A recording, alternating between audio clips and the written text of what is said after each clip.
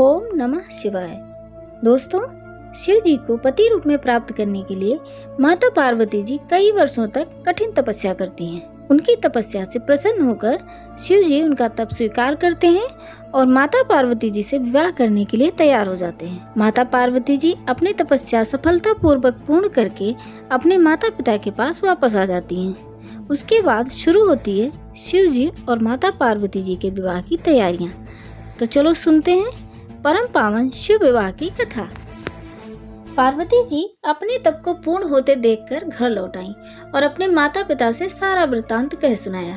पार्वती जी की तपस्या जब पूर्ण हो गई, शिव जी ने स्वीकार कर ली तो अपने माता पिता के पास आई और तपस्या के दौरान जो कुछ भी घटना घटित हुई थी वो सारा वृत्तांत अपने माता पिता से उन्होंने कह सुनाया। अपनी दुलारी पुत्री की कठोर तपस्या को फलीभूत होता देखकर उनके माता पिता के आनंद का ठिकाना नहीं रहा।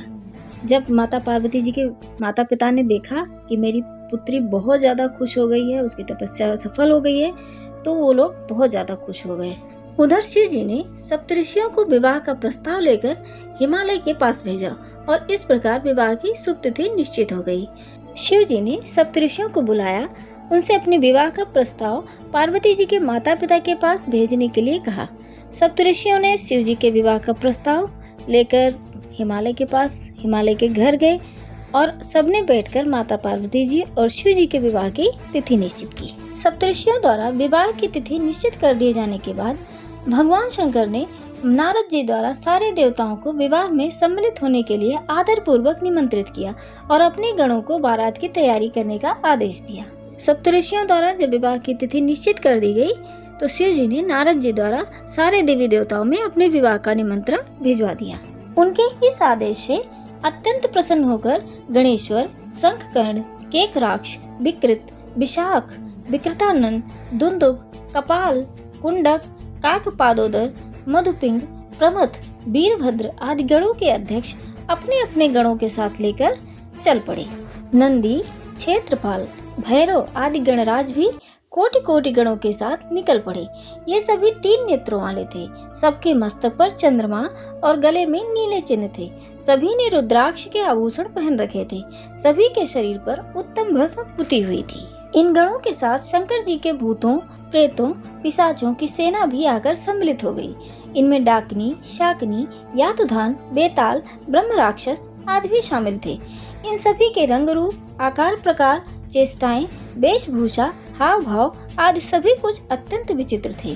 किसी के मुख ही नहीं था और किसी के बहुत से मुख थे। कोई बिना हाथ पैर के था तो कोई बहुत से हाथ पैरों वाला था। किसी के बहुत सी आंखें थीं और किसी के पास एक भी आंख नहीं थी। किसी का मुख गधे की तरह, किसी का सियार की तरह, किसी का कुत्ते की तरह था। उन सब ने अपने अंगों में ताजा खून लगा रखा था। कोई अत्यंत पवित्र और कोई अत्यंत बीभत्स तथा अपवित्र गणवेश धारण किए हुए था।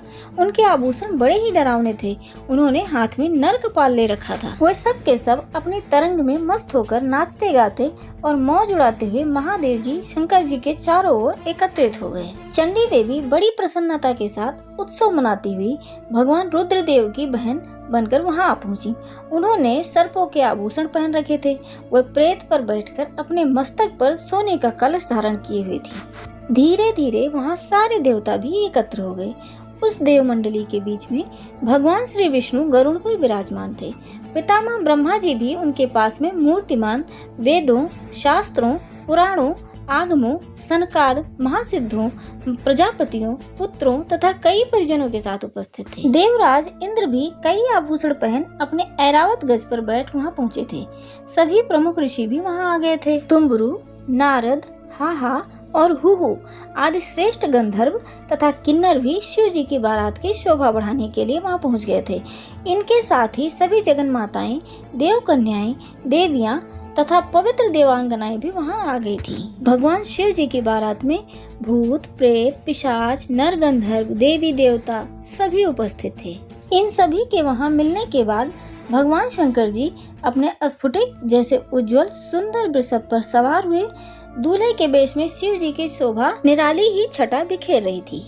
इस दिव्य और विचित्र बारात के प्रस्थान के समय डमरुओं की डमडम, शंखों के गंभीर नाद, ऋषियों महर्षियों के मंत्रोच्चार, यक्षों, किन्नरों, गंधर्वों के सरस गायन और देवांगनाओं के मनमोहक नृत्य और मंगल गीतों की गूंज से तीनों लोग परिव्याप्त उठे। उधर हिमालय ने विवाह के लिए बड़ी धूमधाम से तैयारियां की और शुभ लग्न में शिव जी की बारात हिमालय के द्वार पर आ गई। पहले तो शिव जी का विकट रूप तथा उनकी भूत प्रेतों की सेना को देखकर मैना बहुत डर गई।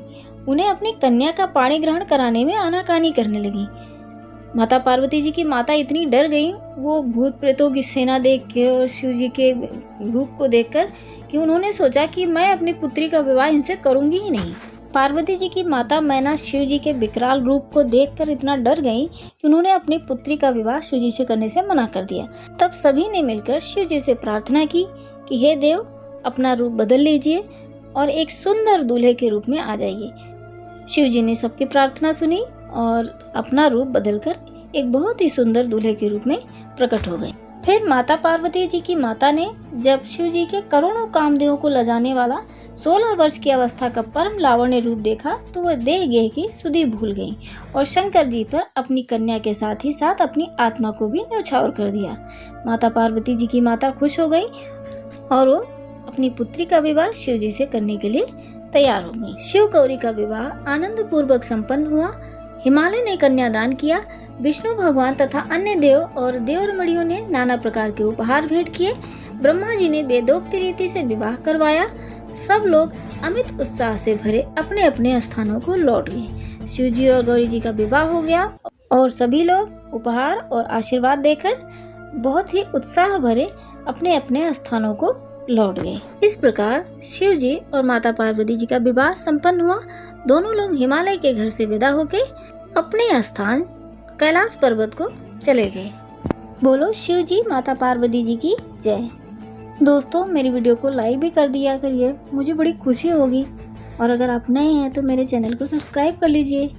मैं मिलती हूँ आपको एक नई पौराणिक कथा के साथ। ओम नमः शिवाय।